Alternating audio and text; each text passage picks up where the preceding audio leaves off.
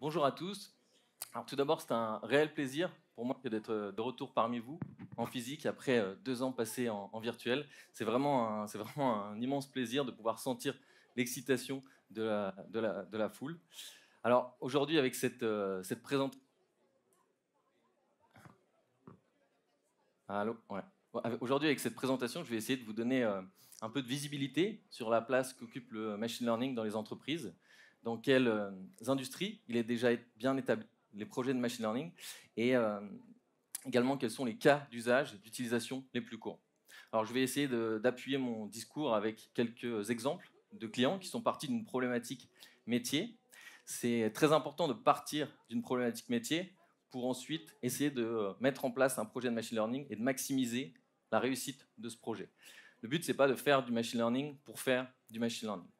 Aujourd'hui, j'ai le plaisir d'être accompagné par Thomas Kland, CEO d'Asso System 3D Excite, qui vous fera part de leur retour d'expérience sur AWS, comment ils ont simplifié et automatisé l'entraînement d'un algorithme de détection visuelle à partir d'images de synthèse. Alors, je vais commencer par vous parler un peu de tendance. La tendance première, c'est la croissance de la quantité de données qui va être disponible aujourd'hui au niveau mondial. Donc, ce n'est pas nouveau, vous allez me dire, cette croissance de la donnée, mais ce qui est nouveau, c'est la vélocité de cette croissance. Sur les 2 dernières années, la croissance de la quantité de données au niveau mondial a fait 50%. Ceci est lié à 2 facteurs principaux. Le premier, la situation actuelle, la pandémie, a fait que de nombreuses entreprises en fait, se sont tournées vers le tout digital et ont migré aussi sur le cloud. Un deuxième facteur sont les milliers d'applications qui ont été créées ces dernières années et qui commencent maintenant à générer énormément de données avec un nombre d'utilisateurs croissant. Alors pourquoi je vous parle de données? Parce que la donnée, ça va être très important pour votre stratégie de machine learning. En effet, un algorithme de machine learning, c'est un algorithme mathématique qui va se reposer sur de la donnée. Donc si vous avez un socle de données qui va être fiable, stable, à ce moment-là, vous pouvez optimiser les chances d'avoir de la donnée qui soit intéressante en sortie de votre algorithme de machine learning. Une deuxième tendance est liée ici à la quantité, ou je dirais les financements liés au projet de machine learning. En 2020, on était aux alentours de 50 milliards et une prédiction de l'IDC dit que dans les 4 prochaines années, on atteindra 110 milliards pour les... Coupe un peu. Cette croissance de dépenses est liée, elle, en partie à l'industrialisation des projets de machine learning. Donc, selon Gartner, dans les 2-3 prochaines années, 75% des projets qui sont aujourd'hui en pilote basculeront sur de la production. Donc le machine learning, c'est important de l'avoir en tête. Ce n'est pas un buzz technologique, c'est fait pour rester. Et je vais essayer de vous présenter un peu dans cette session comment mettre en place une stratégie de machine learning dans votre société à partir de différents exemples de clients qui l'ont fait sur AWS. Alors partout où il y a de la donnée, il peut y avoir du machine learning. C'est important de l'avoir en tête. Dans le domaine de la santé notamment, on va avoir des cas d'utilisation de machine learning où pour améliorer les soins fournis aux patients ou pour créer de nouveaux médicaments, on peut mettre en place du machine learning. Dans le domaine de l'industrie notamment, donc Dassault qui nous fera part justement de la solution qu'ils ont mis en place pour automatiser la détection, l'inspection visuelle dans les chaînes de production. On a également le service financier, où il peut y avoir de la détection de fraude, facilement mise en place avec du machine learning. Où typiquement, quand vous créez un compte en banque, vous pouvez faire ce qu'on appelle un KYC, le Know Your Customer. Donc vous devez charger des données comme votre carte nationale d'identité, votre justificatif de domicile. Ce sont des images qui avant étaient analysées par des humains. Et aujourd'hui, elles peuvent être analysées directement par un algorithme qui va extraire ces informations et les envoyer dans l'application. Plus d'intervention humaine à ce niveau. Si vous êtes si vous avez expérimenté en fait le retail ou le e-commerce, moi avec Amazon je suis un peu biaisé, mais vous avez pu justement faire, je dirais, usage en fait de la recommandation personnalisée en fonction des achats que vous pouvez faire sur un site de e-commerce. D'un point de vue vidéo, ça va être pareil. En fonction des contenus vidéo que vous allez regarder, vous allez avoir un moteur de personnalisation, de recommandation, qui va se baser sur ce que vous avez pu faire par le passé pour vous proposer en fait des contenus à regarder. Là, ce sont les différentes industries dans lesquelles aujourd'hui le machine learning est déjà bien établi et vous pouvez vous inspirer de ces cas d'utilisation si vous êtes dans ce type d'industrie aujourd'hui. Et indépendamment de l'industrie dans laquelle vous travaillez, la réflexion qu'il faut avoir ici, c'est chercher à répondre à une problématique métier bien précise. Et pour maximiser en fait le résultat associé, l'impact de votre projet, c'est important, elle, dans une de ces catégories. Donc la première catégorie, ça va être chercher à améliorer l'expérience client. Il faut que votre projet cherche à améliorer l'expérience client en facilitant la transaction avec des bots conversationnels, par exemple, avec de la personnalisation, permettre à la société de prendre des décisions plus rapides et de meilleure qualité. Améliorer le fonctionnement interne de l'entreprise. On le verra après avec un exemple sur Amazon avec le provisionnement des entrepôts pour optimiser le fonctionnement de l'entreprise. Et un dernier exemple sur la création de nouveaux produits ou de nouveaux services. Donc encore une fois, la réflexion qu'il faut avoir, c'est de se dire, OK, aujourd'hui je commence un projet de machine learning. Est-ce qu'il tombe dans une de ces catégories? Ce n'est pas exhaustif, mais en tout cas, c'est basé sur les différents feedbacks qu'on a pu avoir et le travail qu'on a pu accomplir avec les clients sur la plateforme AWS aujourd'hui. Alors, j'ai essayé de vous fournir quelques exemples qui viennent de différentes industries et qui mappent avec les différentes catégories que je vous ai présentées. Donc là, je vais vous parler d'Amazon et comment Amazon améliore l'expérience cliente dans le e-commerce. Donc, il y a une offre d'Amazon qui s'appelle Amazon Prime One Day, Prime Now, qui permet en fait de faire de la livraison en un jour ouvré. Donc pour Amazon, c'est une promesse faite au client. Et cette promesse, elle est tenue si deux points sont validés, sont cochés. Est-ce qu'il y a un maximum de produits qui sont disponibles dans cette promesse? Et est-ce que du coup les produits sont bien livrés en temps et en heure, c'est-à-dire en une journée, comme la promesse le veut? Alors, ici, on a une représentation conceptuelle de la chaîne d'approvisionnement d'Amazon.com. C'est une représentation conceptuelle, elle est bien plus vaste et bien plus complexe.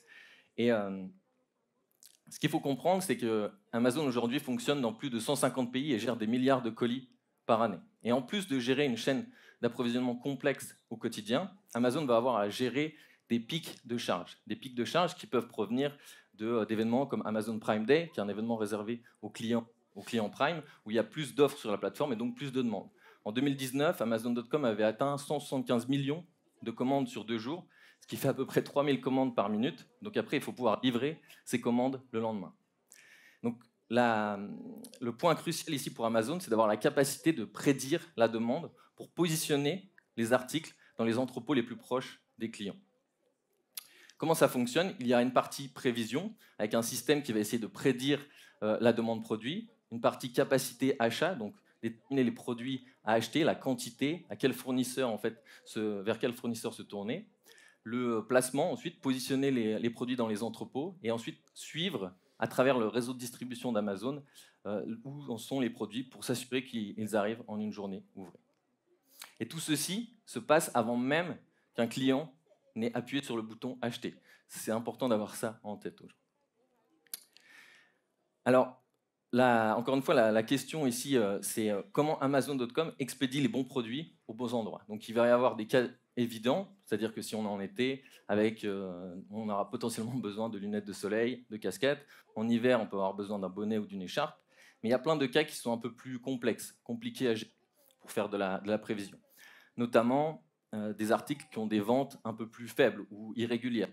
Pas suffisamment de données. Allô? Amazon. Ah. Est-ce que ça? Voilà, ça marche. Amazon n'a pas suffisamment de données pour justement faire la prédiction de la demande. Ou alors il y a des événements avec une saisonnalité très particulière, comme Halloween, qui après sont potentiellement plus compliqués de gérer en fait un stock de produits associés. Et donc, il ne faut pas oublier qu'ici, le fonctionnement d'Amazon est global. Encore une fois, c'est 150 pays avec des milliards de colis expédiés chaque année. Donc, avant, Amazon avait une approche qui fonctionnait, c'est-à-dire une approche traditionnelle, à base d'analystes métiers qui pouvaient analyser les tendances, avec des développeurs, justement, déterminer les règles intéressantes pour faire de la prévision, de la prédiction, et coder en fait ces règles directement dans l'application. Ça va marcher avec un nombre restreint de produits, c'est-à-dire toujours des millions de produits, mais à l'échelle d'Amazon, ça ne convenait plus. C'est pour ça qu'Amazon a commencé à mettre en place en fait, du machine learning pour répondre à cette problématique. Et donc du coup, ils ont utilisé les données qu'ils pouvaient avoir sur leur cycle de vente, leur cycle opérationnel, et entraîné un algorithme pour faire cette prévision. Donc en 2007, Amazon.com a lancé son premier modèle de machine learning basé sur la prédiction à la demande, donc pour faire de la prédiction à la demande, basé sur un arbre de décision. Donc on est ici sur des conditions if, then else, mais ce qui est très intéressant, c'est que du coup, l'algorithme pouvait utiliser les titres des produits et les descriptions associées des produits pour fournir une prédiction un peu plus nuancée que ce qui était fait par le passé. Ça, c'était la première étape.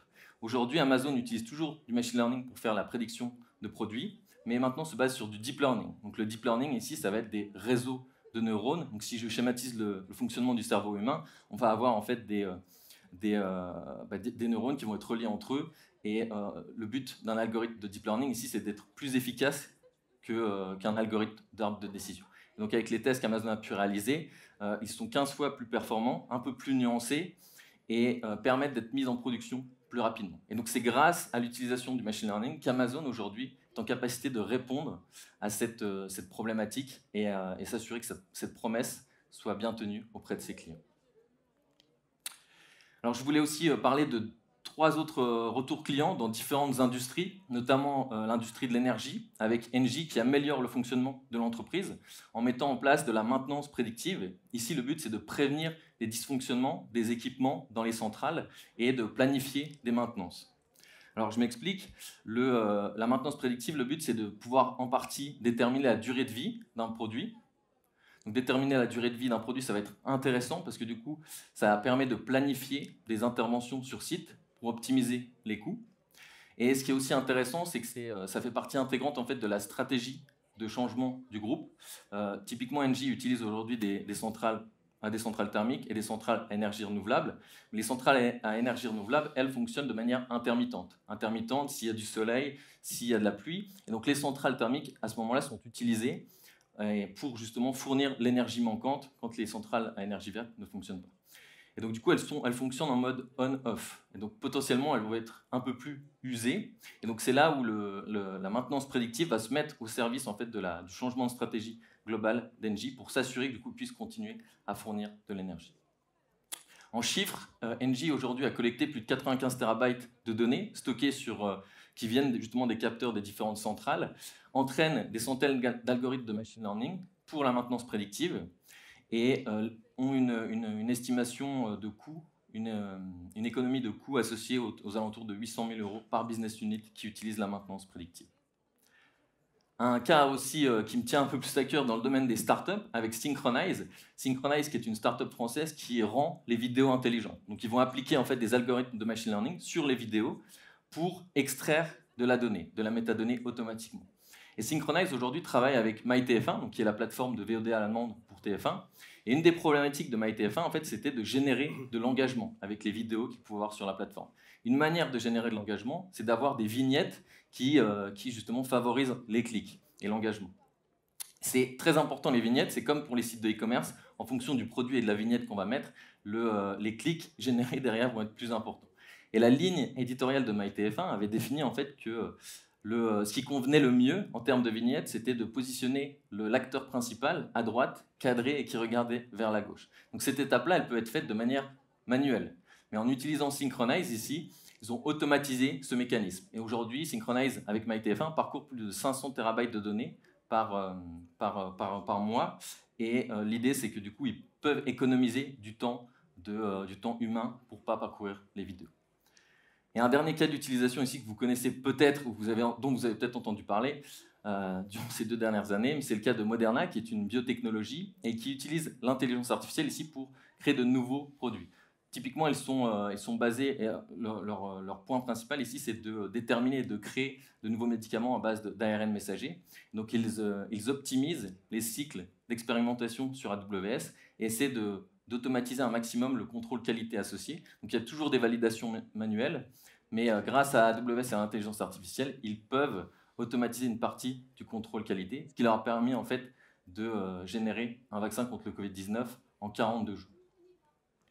Alors je voulais vous faire part en fait de ces différentes références clients en essayant justement de les faire intervenir, de les mapper, de les relier aux différentes industries et aux différentes catégories que je vous ai présenté précédemment. Et donc ces entreprises aujourd'hui, grâce à ces projets, peuvent avoir un retour sur investissement sur leur projet de machine learning. Ça c'est important parce qu'ils sont partis d'une problématique métier bien définie et qu'ils ont pu ensuite créer leur projet de machine learning. Alors, je voulais vous présenter ce slide aussi qui représente en fait la plateforme AWS d'un point de vue service machine learning. Donc, on n'a pas besoin de rentrer dans le détail. Ce qui est important de retenir sur cette slide, c'est que on crée de nombreux services aujourd'hui, mais ces services vont s'adresser à des personas spécifiques de l'entreprise. On va avoir des services plus bas niveau pour des data scientists qui ont peut-être besoin de créer des algorithmes de machine learning et les entraîner sur AWS. C'est un peu chiant. On a également des services qui vont être dédiés aux analystes métiers. Donc typiquement, si vous utilisez du tableur Excel, si vous travaillez avec de la donnée au quotidien, mais que vous n'avez pas la compétence encore nécessaire pour faire du machine learning, on a des services comme SageMaker Canvas qui vont vous permettre de rajouter du machine learning en mode low-code, no-code. Il y a une session aussi à 14 h sur le sujet, à l'amphithéâtre bleu, si ça vous intéresse également. Je fais un peu de pub. Et on a également des services d'un point de vue API, donc où vous n'avez pas besoin en tant qu'utilisateur de gérer la scalabilité, la résilience du service. Vous pouvez accéder au modèle directement via API. Et donc là, ça s'adresse à des développeurs qui peuvent intégrer de l'intelligence artificielle dans leurs applications sans avoir à connaître le machine learning. Je pensais que c'était important de présenter au général à qui peuvent s'adresser les différents services sur la plateforme AWS. Alors, j'espère vous avoir donné un peu de visibilité sur les différents projets de machine learning au sein des entreprises aujourd'hui. Et maintenant, je voulais vous présenter une méthodologie qui se base justement sur l'expérience qu'on a pu acquérir avec les différents projets de machine learning qu'on a menés avec nos clients. C'est une méthodologie qui n'est pas exhaustive, c'est-à-dire que du coup, chaque entreprise aura sa propre méthodologie et pourra créer sa propre méthodologie. Mais ce qui est important, c'est d'insuffler en tant que business decision maker aujourd'hui la culture du machine learning au sein de votre entreprise. Ce sont les business decision makers qui, en premier, doivent porter la vision du machine learning. Une fois que cette vision a été portée au sein de l'entreprise, à chaque niveau, et que tout le monde se met en ordre de bataille pour justement mettre en place ces projets de machine learning, il faut former les équipes. Donc c'est pour ça que je fais référence au slide précédent, où chaque niveau de l'entreprise doit savoir connaître les différents services qui peuvent être utilisés en fonction de leur niveau technique. Le troisième point important, avoir une plateforme de données fiable, ça reste la base. Avant de commencer à faire du machine learning, si vous commencez à collecter de la donnée, assurez-vous que cette plateforme de données soit fiable et stable et que les données que vous allez avoir en entrée de vos algorithmes soient fiables pour qu'en sortie, la donnée soit à minima fiable. Et enfin, choisir un bon projet. Donc choisir un projet, commencer par un petit projet et ensuite itérer, essayer de mesurer le ROI associé. Donc j'ai essayé de vous donner un peu de visibilité avec les différents projets que vous pouvez mettre en place sur AWS. Alors, je vais donner la main maintenant à Tom, du coup, qui va vous présenter comment Dassault optimise et simplifie l'entraînement d'algorithmes de détection visuelle sur AWS avec des images de synthèse. À toi, Tom. Je peux le garder. Bonjour, monsieur, dame.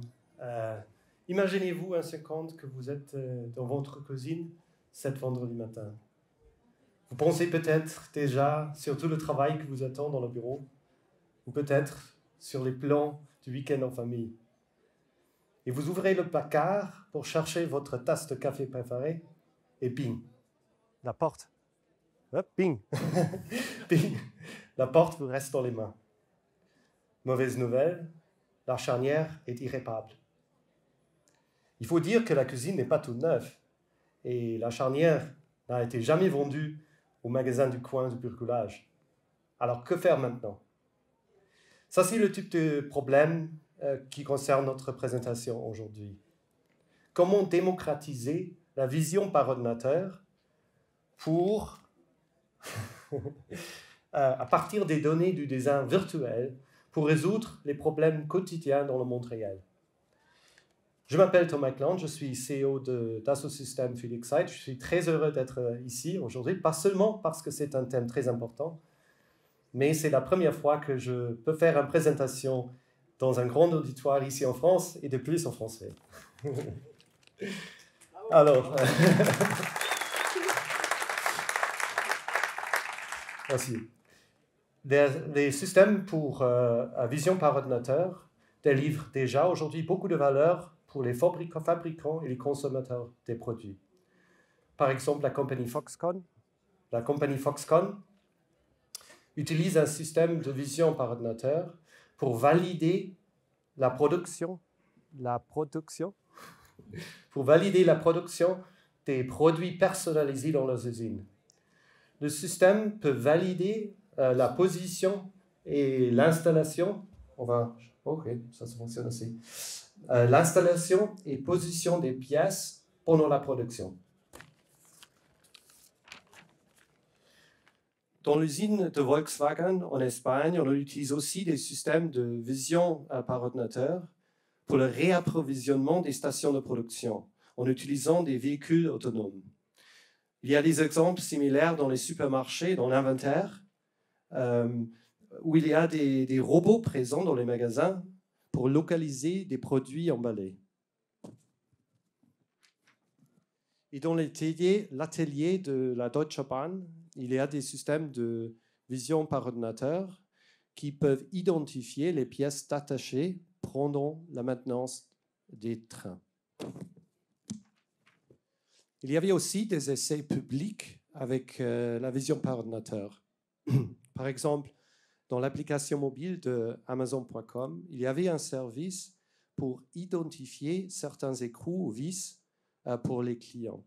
Mais ce service a été discontinué ou a été interrompu à cause d'un manque de données fiables pour l'entraînement de le service. C'est pourquoi cet exemple est tellement intéressant aujourd'hui. Parce qu'il pose la question, comment identifier les pièces spécifiques entre une gamme complète, même si les produits sont propres à un fabricant ou qu'ils n'existent pas encore? Pour répondre à cette question, il faut tenir en compte que les matières premières pour la vision par ordinateur, c'est les images du sujet. Et cette technologie a besoin des exemples très variés pour éviter les biais et pour faciliter la génération, la corrélation et la régression des données. Mais il existe des défis avec la production de telles images. Typiquement, elles sont produites manuellement et ensuite, par exemple en photo. Et ensuite, ils sont marqués et catégorisés par un opérateur humain. Et ça, c'est les processus très lents, ils sont très chers et ils sont sujets à l'erreur. Et en fait, ça, c'est le problème principal que nous voulons résoudre. Nous voulons augmenter la viabilité d'un système de vision par ordinateur en sécurisant la qualité des données d'apprentissage en utilisant les processus automatiques grâce à un référentiel fiable. Et en fait, c'est une percée. Nous pouvons entraîner des machines de reconnaître les objets avant qu'ils n'existent dans le monde réel. De plus, nous cherchons une approche évolutive qui est capable de s'adapter aux beaucoup de produits, millions d'objets et des environnements à éclairage très, très variés. Et finalement, nous cherchons une solution qui est capable de réagir très, très vite au changement, jusqu'au niveau qu'on peut, potentiellement jusqu'au niveau d'un produit qui soit fabriqué immédiatement après sa conception. Pour Dassault Systèmes, ce genre de défi est connu. Nous avons célébré notre 40e anniversaire l'année dernière. Et nous avons nos racines dans le dessin 3D. Mais nous avons aussi des étapes d'évolution au cours de notre histoire. Le développement des produits en utilisant les maquettes virtuelles est devenu de plus en plus important pour nos clients pour faire avancer l'innovation de notre client. Et en 2012, nous avons lancé la plateforme 3D Experience pour partager les maquettes et les processus au sein d'entreprises. Aujourd'hui, la plateforme facilite l'introduction de la modélisation dans les industries nouvelles, par exemple ou les industries plus diverses, par exemple les sciences du vivant ou dans l'infrastructure publique. Concrètement, nous développons les logiciels qui facilitent le design et la fabrication des produits ou des pièces mécaniques et leurs intégrations dans les systèmes complexes. Sur la plateforme 3D Experience, 3DEXCITE délivre les technologies pour transformer ces données d'ingénierie dans les images et dans les contenus 3D portables.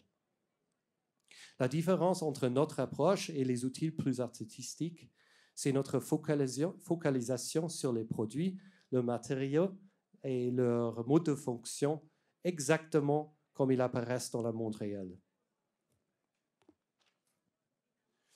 Même si les jumeaux virtuels sur la 3D Experience Platform reflètent précisément leur sujet dans le monde réel, nous avons l'avantage d'un espace virtuel 3D pour travailler avec ces données.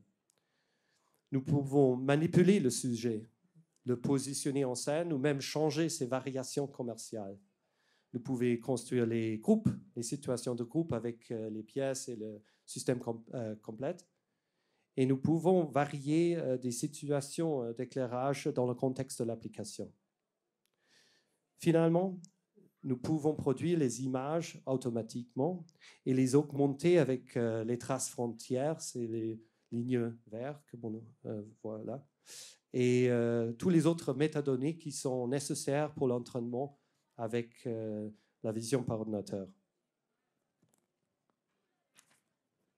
Et la promesse de l'intelligence artificielle a alimenté un soif insatiable pour les données visuelles. Mais le succès dépend plutôt de la qualité des données que leur quantité. Par exemple, pour éviter les biais, il est souvent plus pertinent d'obtenir un ensemble complet pour la formation que les variations ou les variations représentatives. Enfin, nous avons changé le processus pour générer les données d'apprentissage pour un système de vision par ordinateur. Et ce nouveau process évite les étapes de production d'annotation manuelle et aussi il augmente la flexibilité à la sortie du processus. Donc la performance des systèmes d'intelligence artificielle dans les cas concrets. Mais pour arriver à un système de vision par ordinateur, il faut faire naturellement plus que seulement générer les données d'apprentissage. Nous avons besoin aussi d'un service pour générer le modèle d'intelligence artificielle et aussi d'une application qui utilise cette intelligence pour résoudre les problèmes dans le monde réel. Dans notre cas, les buts de notre application étaient suivants. Nous voulons démontrer le fonctionnement du nouveau processus, nous voulons valider sa performance et nous voulons entrer dans les discussions avec les clients industriels pour devenir plus concrets sur exactement les problèmes que nous pouvons résoudre avec cette technologie. Et après beaucoup de recherches et les projets expérimentaux pour gagner le savoir-faire sur le domaine, nous avons choisi les services de AWS pour faciliter le développement de notre projet. L'avantage le plus intéressant pour nous, c'était la simplification du processus d'optimisation des modèles d'intelligence artificielle. Avant, et ça, nous avons fait avec les services de AWS AutoML. Avant l'adoption de ces services, une itération de développement dans notre projet a duré plusieurs jours. Et maintenant, il se passe dans les minutes.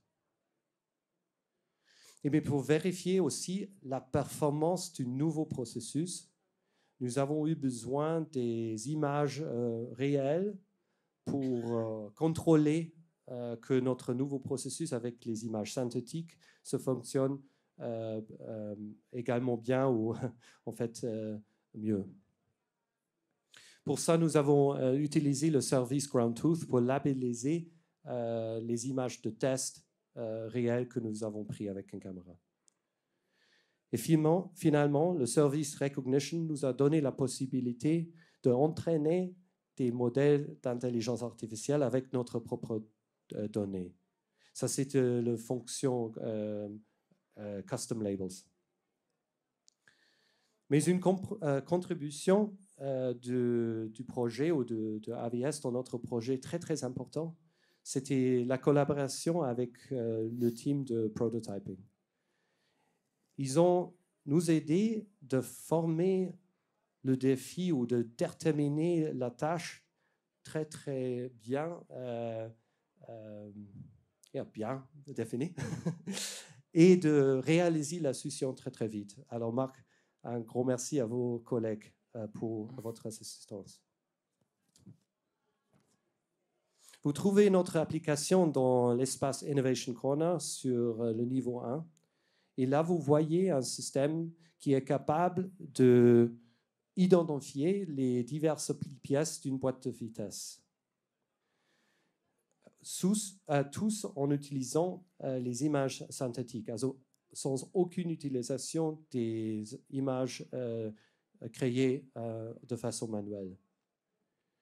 Nous avons réussi à réaliser une performance étonnante avec cette approche, mais aussi en gardant une approche évolutive pour s'adapter à des produits très, très variés et les situations d'éclairage dans les cas concrets. Mais à l'avenir, nous verrons les applications beaucoup plus élaborées. Par exemple, il sera possible d'entraîner un système de réalité augmentée pour visualiser les identifications de qualité de service pendant l'opération de la machine, ou bien de guider les processus de maintenance technique. Nous voyons aussi des opportunités d'assurer la qualité en temps réel. Par exemple, pour éviter les variations de déviation entre le design d'origine et la réalisation dans la chaîne de montage, ou pour documenter la conformité des étapes de montage critiques dans les processus de fabrication sensibles. De plus, avec l'aide de la simulation technique, il est possible d'échapper les contraintes de temps et d'espace pendant la fabrication des images d'apprentissage. Par exemple, nous pouvons prendre en compte les variations liées au vieillissement du produit. Et même si on peut prévoir un peu l'avenir avec cette technologie, nous pouvons profiter de son utilisation déjà aujourd'hui. Par exemple, pour optimiser les processus courants dans l'entreprise, pour économiser du temps et de l'argent, tout en gardant la performance. Le marché européen est prédominant dans ce contexte, surtout dans les industries aérospatiales, l'industrie d'automobile ou l'équipement industriel. Et grâce à cette coopération avec l'équipe de Dassault Systèmes 3D Excite et AVS, nous avons trouvé une approche tout à fait nouvelle de résoudre des problèmes industriels pour nos clients. Mais peut-être un jour aussi, nous pouvons vous aider avec le problème, avec la charnière dans la cuisine. Merci. Merci beaucoup Tom pour ce super retour d'expérience. Je ne sais pas si je garde les deux. Vous m'entendez ici. Alors, merci encore une fois Tom pour ce retour d'expérience. La première présentation en français, donc je pense que c'était vraiment super. Merci pour ce retour. Je voulais finir la présentation pour je dirais résumer les différents points que je vous ai apportées au début, avec notamment garder en tête qu'aujourd'hui, les projets de machine learning sont présents dans toutes les industries et que la part de projets au sein des entreprises continue d'augmenter. Et s'il y a une chose que j'aimerais que vous reteniez de cette session également, c'est qu'un projet réussi commence par un besoin métier clairement défini.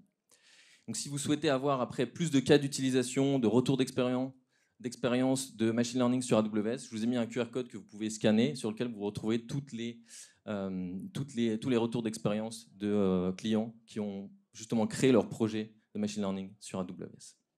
Comment AWS peut vous aider aujourd'hui? On a différentes équipes de services, professional services, avec justement des spécialités en termes de machine learning qui peuvent vous aider à construire vos projets sur AWS. On dispose également d'un réseau de partenaires au niveau mondial avec des spécialités de machine learning, si vous souhaitez aussi construire vos projets avec des partenaires. Ou alors, vous pouvez également commencer et le faire vous-même.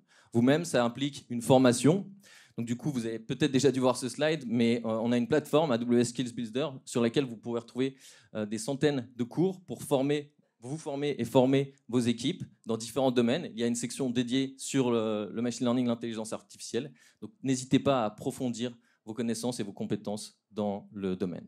Et une fois que vous serez entraîné, vous aurez commencé justement à toucher un petit peu les services, vous pourrez passer la certification et rejoindre la communauté de certifiés sur AWS. Alors, encore une fois, je tenais à vous remercier, Tom et Dassault Systèmes 3D Excite pour cette super présentation et cette première présentation en français.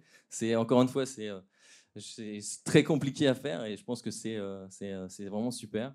J'étais ravi, encore une fois, de vous retrouver tous en physique au Summit et je vous souhaite à tous un bon Summit et une bonne journée. Et un dernier point, et Tom l'avait mentionné, mais si vous souhaitez visualiser en réel la démonstration de Dassault Systèmes, vous pouvez descendre à l'Innovation Corner et tester la démo en live. Merci, bonne journée.